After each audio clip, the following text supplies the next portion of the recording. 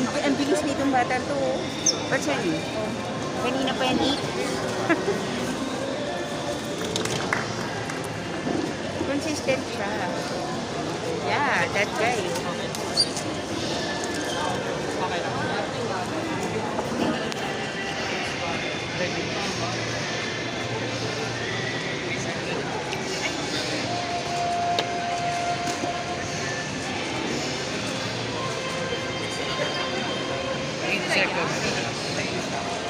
For the judges, when you write down the time on the score sheet, please base it on the timer itself as much as possible, not the display. When you write the time, again, please base it on the timer itself, not the display.